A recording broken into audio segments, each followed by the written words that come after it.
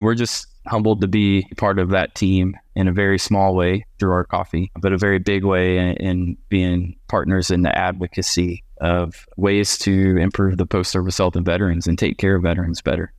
Someone cares about you. There's a reason why your heart is beating. You still have a purpose. Don't give up. It's important to know that you're not alone. You're not alone. You're not alone. You are not alone. Everyone loves a good cup of coffee, especially when it supports a powerful mission. My guest today is Patrick Little, an Air Force veteran and the co-founder of 22 Sierra Coffee Company. With a shared passion for both exceptional coffee and a meaningful cause to help prevent veteran suicide, Patrick and his team have crafted a mission-driven company that leaves a lasting impact. Patrick, thank you for joining us on the 1 Mile, 1 Veteran podcast. I appreciate the opportunity and look forward to the conversation. So I know that you're an Air Force veteran, but I'd love to learn a little bit more about your life before joining. Could you tell me what it was like growing up? Yeah, so I grew up in a small town in Indiana, Tell City, Indiana. If you're familiar with Indiana and that area, we're right in the middle of Louisville and Evansville along the Ohio River. So did a lot of river type things growing up for fun, but also was involved in multiple sports. Always was playing baseball, football, basketball. I swam in high school. So definitely stayed busy growing up, and things like that. And after high school, I actually went to college in Franklin, Indiana, to Franklin College, where I played a year of football as well. I was a kicker, so it wasn't anything, glorious or anything like that, but it was still fun. Enjoyed the team kind of aspect and getting to do the college football kind of, Saturdays, tailgates, all of that. It was fun to be able to do that. Definitely feel appreciative for that. And then, moved to Springfield, Missouri from there and met my wife and did a couple more years of college and then decided to join the Air Force. So with all that college experience, did you end up getting a degree before joining the Air Force? I did not. I was not a disciplined student at all. I think I graduated high school with like a 2.5 or something GPA and actually left Franklin College because of academic probation and things like that. So I was not ready to be on my own, especially with responsibility. But that's where the Air Force can help too, or the military in general. So no, did not have a degree. Had a lot of credit hours and low GPA, but no degree. And then you ended up meeting and marrying your wife while you were going through this period of time. What was the decision like to join the Air Force for your family?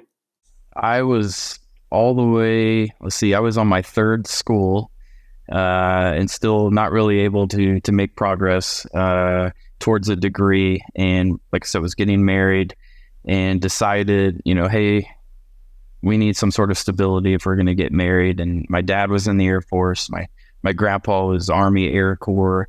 So the choice seemed natural to join the Air Force. It seemed like a legacy decision, so to speak. And, it's not a decision my parents wanted me to make out of high school, but they were definitely glad that I did when I did decide to. And it was a good decision for us ultimately and set us up pretty, well in life after the Air Force. Absolutely, especially with what you're doing now. How did the Air Force set it up? Where did your career take you?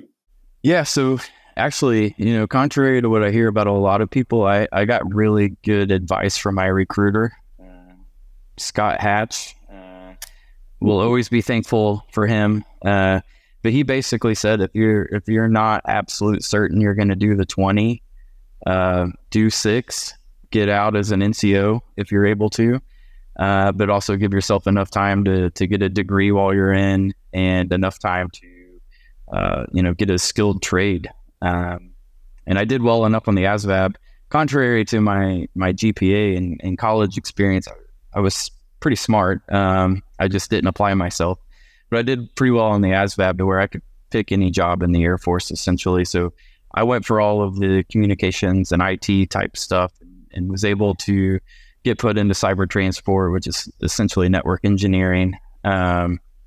And yeah, I got all of those things while I was in the experience, the degree, and a good base to get out on and transition.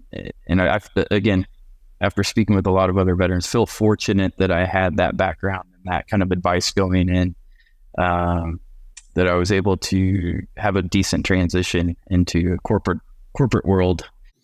That's some terrific advice to really give it a shot. 6 years, I believe, is kind of the longest you can sign up for, at least when I was enlisted in the early 2000s. And, the fact that you managed to also get a degree while managing your Air Force career, your marriage, and from what I understand, a deployment to Bagram Air Force Base as well. It's just a testimony to the fact that grades don't necessarily indicate how well you're going to perform, especially in something like the military, which can kind of shape your life and drive you forward.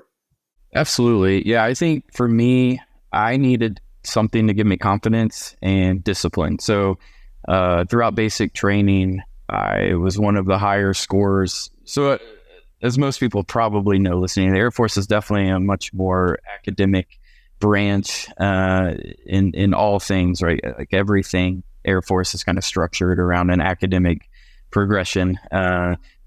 Basic training is more academic than it is, physical or combat skills. But I was doing well through all of basic training, and it just kept building more and more confidence. And then when I got to tech school, I was getting 98s and 100s through each block.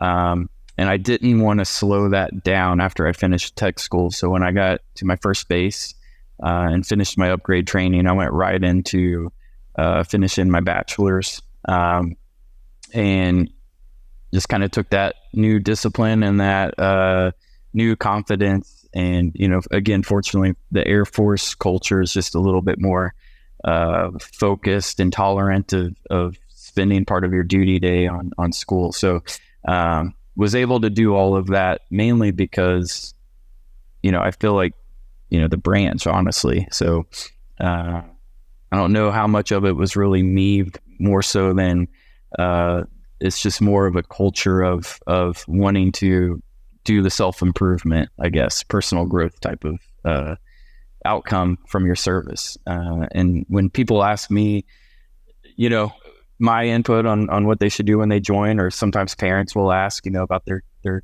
children are wanting to join or whatever, I always say, what do you want out of your service? And I know that kind of sounds selfish, but I think you kind of have to be when you're talking about giving up so much for those years that you're in, is what do you want out?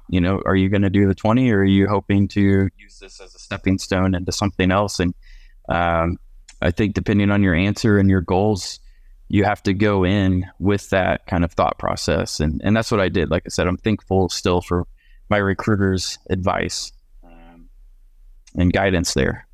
That's a great question to ask yourself when joining the service. I mean, it really is counting the cost of the sacrifice that you're going to make. And I know a lot of young people may not have an answer to that at the time. I know for myself, I joined the military 7 days after graduating high school because it was something that my brother asked me to do. So as far as getting something out of the service, I really didn't have an answer for that.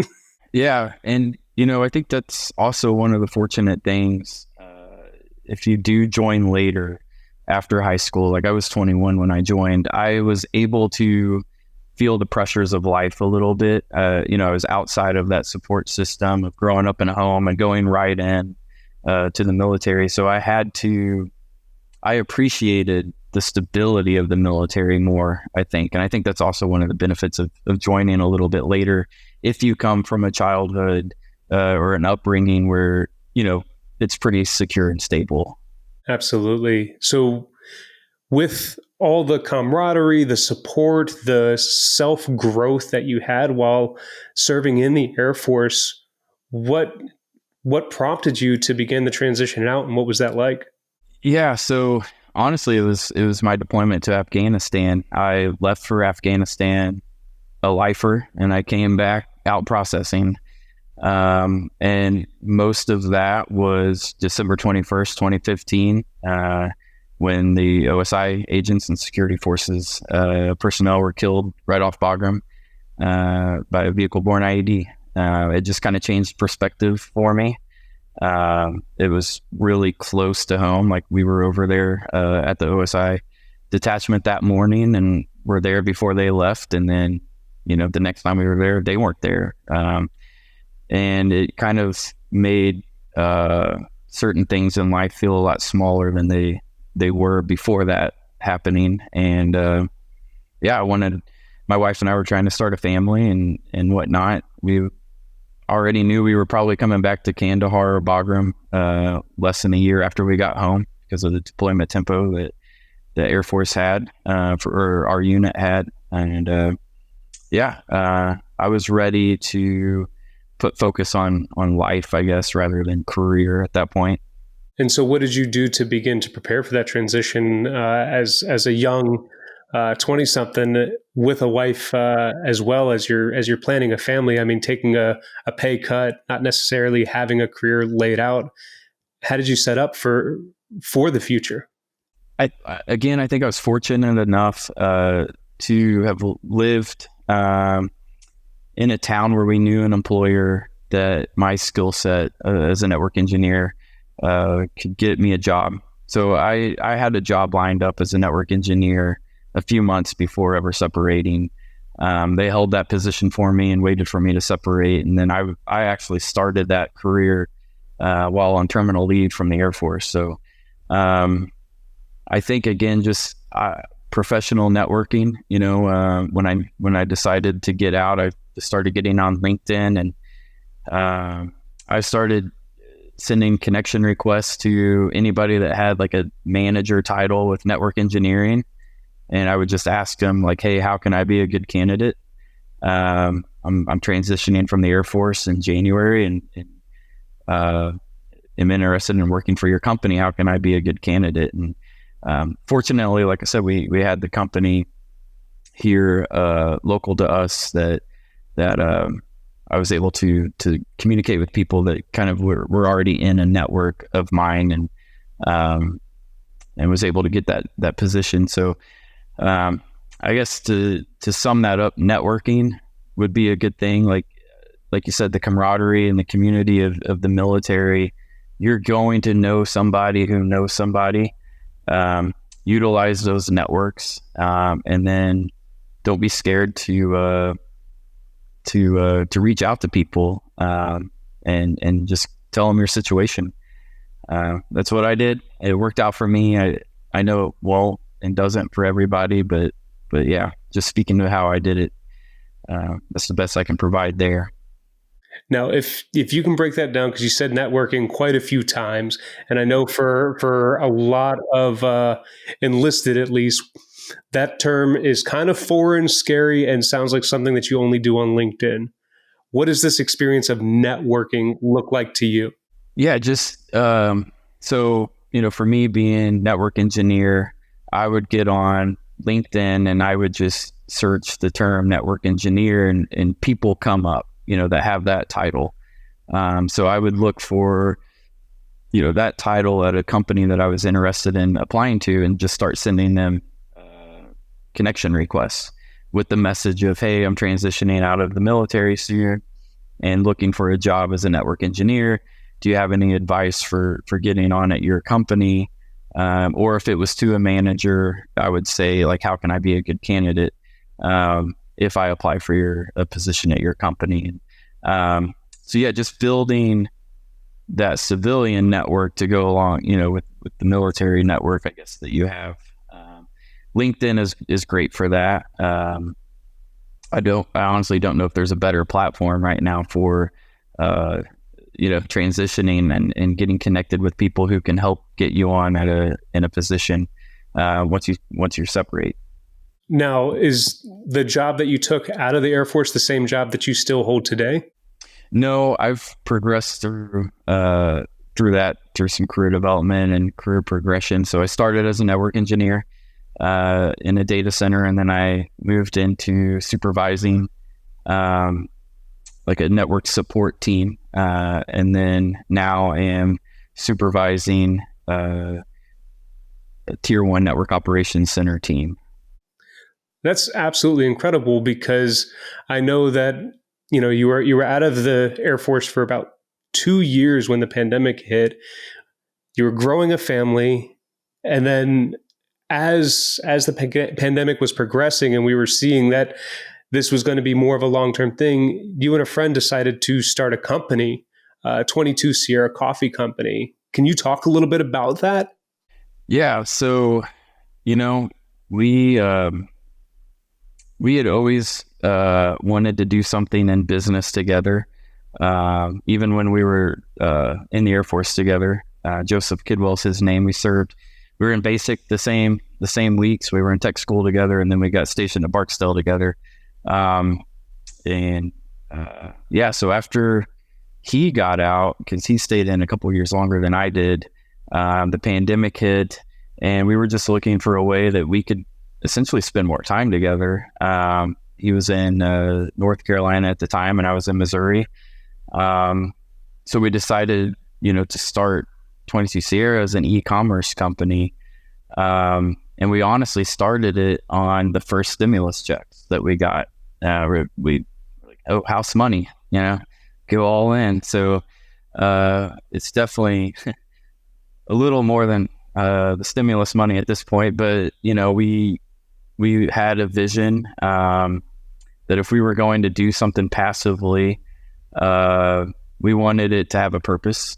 We had lost a couple of friends at that point to suicide, which is why we put the 22 in our name. And then one of the things that we were very adamant about from the beginning is if we're going to put that in our name, knowing kind of the significance that number holds, is that we had to be transparent with what we were doing as a company. So we've always had co-branded partners that are nonprofits on coffee, as kind of a way to not only support what we went into it to support, but also the credibility in what we were doing. If we had company or nonprofits on our bags, that we were able to say, hey, this organization gets $3 from every bag sold or $2 from every bag sold. The credibility was there. I understand the statement, but I personally, with the number 22 in our name, did not want to do something along the lines of a portion of profits or a portion of sales or something like that, because to us, having lost friends, that number is so sacred almost to us that I felt like it deserved the respect of really showing that we were mission first. I don't know if that answered your question or if it went into a rabbit hole, but yeah, that's kind of why we started, and the reason behind it. It absolutely does, Patrick. And I love that 22 Sierra Coffee Company has the mission to improve the post-service health of veterans. And it really seems to have taken off with your mission partners, Grunt Style and Irreverent Warriors. You and your team have some really big partners that you've been working with in the veteran community. And you've launched several product lines, opened a store, and raised tens of thousands of dollars for nonprofits working to prevent veteran suicide. So could you talk through that progression and how it's grown? It's surreal. It really is. And I'm completely humbled by the network, I'll use the term again, of peers that I have now. We wanted to do it differently, especially starting during COVID when everybody was either starting an e-commerce company or moving to e-commerce. So many Facebook ads, so many Instagram ads, so many Google ads, that I was like, hey, we're going to get lost in a sea of ads if we try to do this way. And we did this for a reason, and the reason wasn't to make money. Because like I said, at the time, we still had our other jobs. As long as we were able to cover the costs and make a contribution, we were happy. So rather than traditional advertising, we did what I know is cause marketing. And that is essentially co-branding products with organizations, and letting them sort of promote that product to their network. And then the marketing fee, if you will, is paid after the fact. in a per bag contribution. So we were able to partner with 22 Too Many from the beginning, which is one of the most used phrases when it comes to the 22 a day. And that's a great organization. Still love what they do. They create a great network for survivors of suicide victims. And, we were able to start kind of in that niche of memorializing and honoring those that we've lost to suicide. And that sort of, like I said, helped build that credibility early on. We had well-known nonprofits like 22 Too Many, and then Fight the War Within, who, we were able to co-brand coffee with, make the contributions, but also grow within a market of cause-minded customers who related to our mission. From there, the growth just kind of kept leading to larger and larger organizations, to be honest. And we also evolved into more of a prevention than an awareness mission. 22 Too Many is definitely an awareness organization, and that mission is very important. And we will forever be grateful for their support of us. But we made the decision to move towards prevention type partners. And those that were working on post-service health. So that's where Irreverent Warriors came in. And then after we had the Irreverent Warriors partnership, Burn Pits 360 reached out. And that's where we really learned that it's more than just post-traumatic stress that leads to suicide. It's which we were aware of, but we weren't aware of to such the degree that we were when we got connected with them, and really started looking at data and seeing, okay, only 1% of veterans actually see or are deployed to combat zones, and even less than that are actually in combat. So where is all of these suicidal ideations and post-traumatic stress coming from? And we learned more. I don't want to say we learned more. Unfortunately, we opened our eyes more to the military sexual trauma victims, the TBI victims, the just in general people who transitioned and couldn't find purpose, people who didn't have financial security, people who didn't have housing securities, people who had unexplained illnesses because they were deployed to Iraq or Afghanistan during the burn pits era, and just were like not getting support they needed from the VA or the answers they needed, and things like that, and just all these different factors that put people in that place where they feel like there's no way out. And through basically those partnerships and that introduction to Burn Pits 360, we took the chance and said, hey, we see that you, as well as Irreverent Warriors, are supported by Grunt Style. I think we should put see if we can get their backing on this one as well, and let's make the impact as big as we can. And that's when we got connected with Tim Jensen from Grunt Style, and he let us know that about the upcoming Grunt Style Foundation and what the mission was for that. And that the Burn Pits 360 bag was the first bag that we also co-branded with Grunt Style Foundation. And the feedback I got there was, we were the company that went out and showed we care about the mission first and not just the partnership. We were supporting the organizations that they also supported, and we showed that dedication to the veteran community first. That was our top priority. So that's how I think playing that long game of sticking to the mission and doing things for the right reason got us on the radar of people who also run their companies that way. And for those not familiar with Grunt Style and Grunt Style Foundation, they set the bar for how companies should operate with the intent of improving the veteran community with the work that they do. And now is kind of the coffee partner of Grunt Style Foundation, where we donate from every bag sold and not just those partner coffees.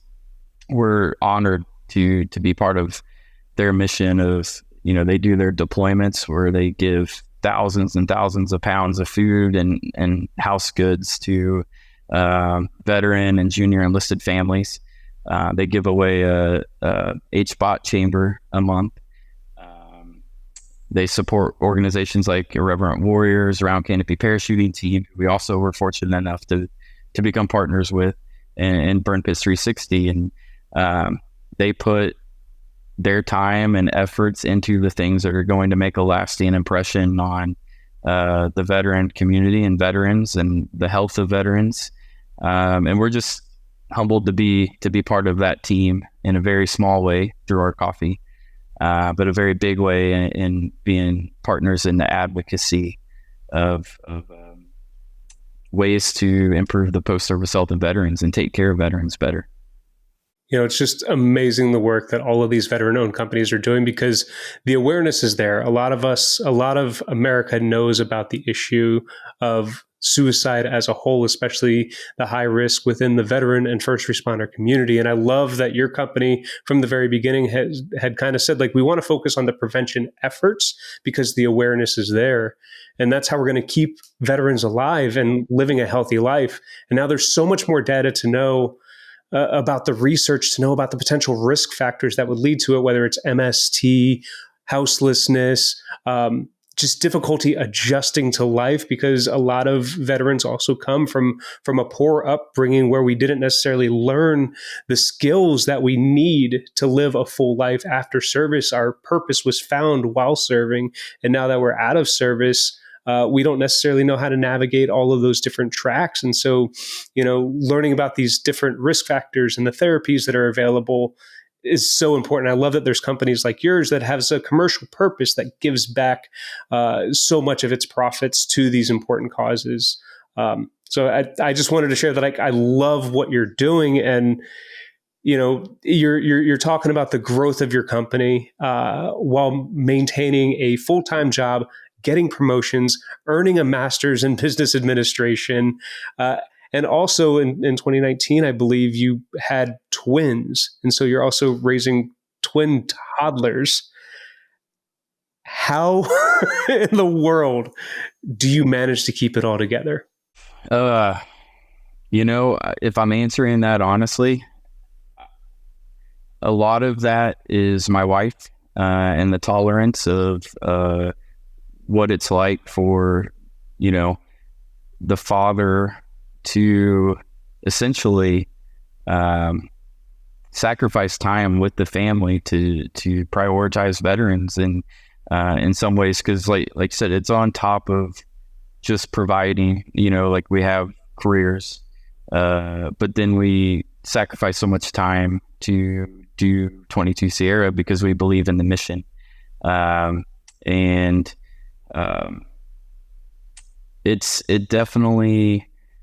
It takes a team. It takes a support system. I've heard other people, Evan from Black Rifle say the same thing. It really takes a support system to be able to do it. And that's, I think, as honest as I can answer. When you have that many responsibilities, you probably don't do each of them to the best of your ability. And I think, getting the grace and things like that from your significant other is important there. So, I definitely prioritize my evenings to be family. And that's the best I can do, because it's being gone all day for a job, just like most parents are. But then there's a lot of after hours, a lot of weekends and stuff like that. So really it's just prioritizing what I can to be a father and a husband. It definitely takes support and understanding and almost a buy-in to the mission as well from that support system. Yeah, support is incredibly important. We wouldn't be able to do what we do without our family and my loving wife that has agreed to just support this mission to get the word out wholeheartedly. And we want to support a mission like the 22 Sierra Coffee Company. So how do we get our coffee fix and find your company? Yeah, so I mean, we're on social media. 22 Sierra Coffee Co. is the handle pretty well everywhere. 22sierracoffee.com takes you straight to our e-commerce site. Or if you're traveling through Southwest Missouri, where our headquarters is in Mount Brennan, and it's right off I-44. We're there every day, serving coffee and camaraderie, as we like to say. So we're available also in a few great retail partners.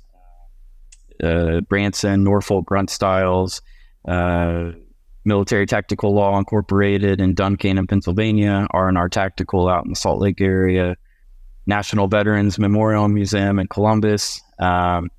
Now Battlefield Vegas in Las Vegas has our coffee available, and we'll be serving our coffee in their Battlefield Brew coffee shop as well. So lots of places that you can get your hands on 22 Sierra. So yeah, we'd be happy to welcome anybody new to what we call our tribe, and get them in. We say make an impact with every sip. It's kind of the last bit of our cause-based niche that we hold on to, but it's true. You literally do make an impact with every sip when you drink 22 Sierra. That's awesome. And I am so glad that you guys are continuing to expand into the retail space and people are able to find you in person and not just online. I hope that growth continues. Final questions before we say goodbye. I have just a few questions based upon our 5 pillars of health that we promote. It's professional, mental, physical, spiritual, and relational health aspects that we think that we believe encompasses the entire experience of a person. And I just like to get some of your rapid fire answers to these questions if you're game. I'm game. Let's do this. All right, Patrick. What do you do to take care of your physical well-being? Not enough. I definitely will make the excuse that I don't have enough time, but then I'll watch 45 minutes of TV in the evening instead of doing 30 minutes of exercise. So I don't do enough right now, but that is something I'm working on, is not making those excuses of being tired or wanting to relax. Awesome. I'm going to put a challenge to you to at least take 20 minutes out of your day to walk a mile, maybe listen to this podcast while you're doing so. That'll at least get your blood pumping. Yeah. It's when I think about it only needing to be 20 minutes and how much of a day there is, it is sad almost that we don't make that time. So I will definitely take that as a challenge. Awesome. Some convictions start to set in when we actually think about how much time we spend wasting. I won't call it wasting, how much time we spend recreating versus doing something intentional. Exactly. But all good. How do you maintain such a positive mindset to keep your work, your family, your mission going?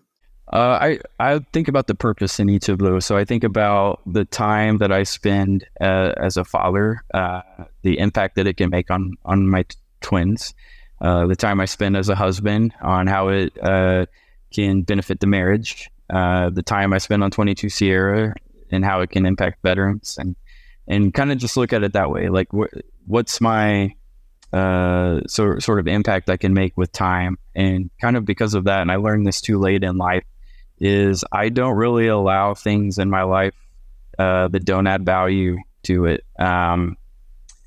As bad as that may sound, I'm always here if somebody needs to reach out, but I definitely just operate within my support system for the most part, because that's where I get my value from. So that's family and close friends. And it allows me to focus on the most, I guess, impacting areas of my life. I don't know if that's a good answer or right answer, but that's what I found that I have to do. So, hey, that's your answer, and that's a great answer. This is all your experience. And as you mentioned, being a husband, how do you maintain a healthy relationship with your spouse? I'd be lying if I said that there's not struggles there from time to time. I think there's struggles probably in every marriage, but they're probably exaggerated or increased a bit when, we're pulling money from savings to do this for 22 Sierra, or, my wife is stuck with the twins for another weekend because I'm in Virginia, or, so forth. So that's where it comes back to. I think before somebody decides to do a business, they need to make sure that they have the buy-in from their spouse first. And second, definitely prioritize and listen. And when your spouse says, I need you, to show what is actually the most important in life.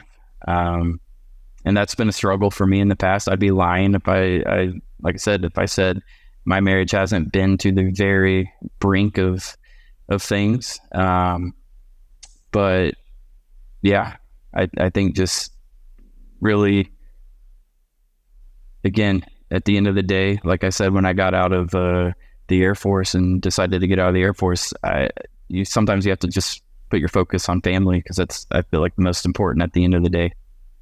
Yeah. I mean, relationships require a lot of effort, and I'd be lying to say if I didn't believe that all relationships have those moments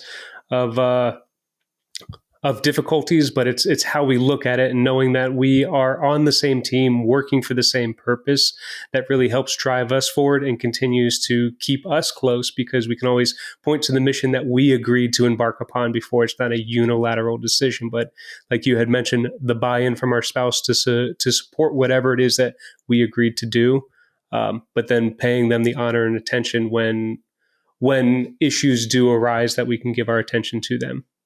What is one tool or tip that you've picked up over the years that's helped you in your career? Probably for me, it's time management and making an agenda for the day.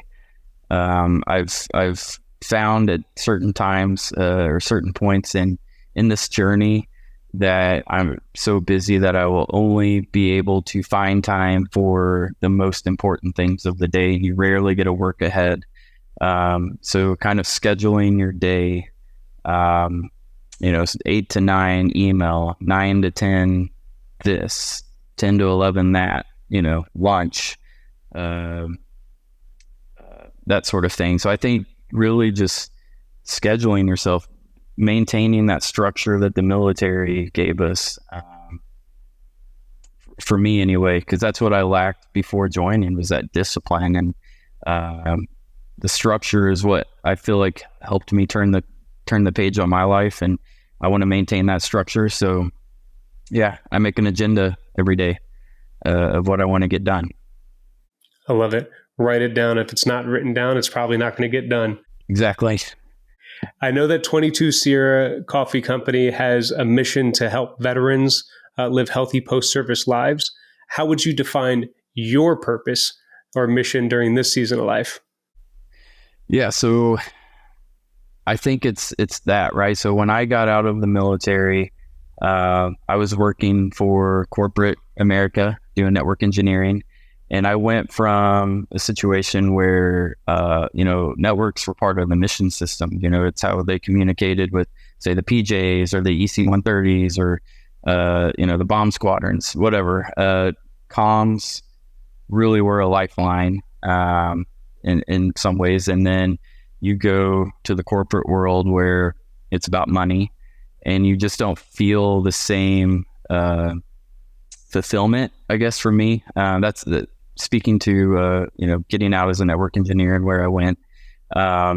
So I didn't get that sense of fulfillment, I guess, getting out. So 22 Sierra has allowed me to feel like I'm still serving with peers, and I'm making a difference in lives that really transcends just financial or whatever impact I can have on a life as an employee somewhere. So I think it's just about maintaining that sense of service and not forgetting why a lot of us joined in the first place, which was to serve, or to some people wanted to be part of something greater. Some people wanted to get the benefits, so forth. But no matter what, everybody leaves thinking about that camaraderie, thinking about what it was like to be in, probably missing being in some way or another, and finding a way to recreate that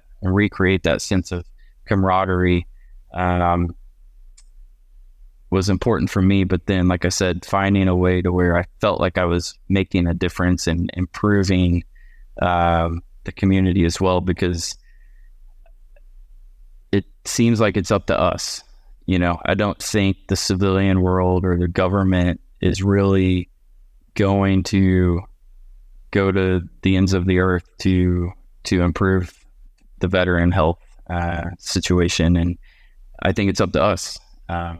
So finding a way to contribute to that, even if it's just doing a podcast like this, doing Irreverent Warriors, being a local coordinator, just creating some sort of community and being there for each other. Peer networks are a powerful thing, but also understanding the limits of peer networks and when to talk to somebody else. I think that's a big question to answer, but I think everybody can find purpose in some way or another, and understanding the long game. Seasons, challenges are just temporary, but what's that long-term goal and long-term impact you can make is kind of what drives me. I love it. And final question, what would you say to somebody that is currently struggling right now? You're not alone. It may feel like it, whether that's from again, to use the term, a network perspective or a community perspective, but there's people out there. Text somebody you served with, shoot us an email. There's people who will listen, and there's different ways to get help. And again, whatever you're struggling with right now is definitely temporary, regardless of how permanent it may seem or how long-term the impact of it may be. Maybe it's a divorce and kids are being taken from you. Maybe it's a job and you're losing security. Those do and definitely do have long-term effects, but the struggle can be temporary with a good support system. So reach out and connect with people who have been through it as well. So I think there's strength in numbers. Absolutely. You are never alone. Patrick, thank you so much for coming on the 1 Mile, 1 Veteran podcast. Thanks again for having me. I definitely enjoyed it and appreciate it.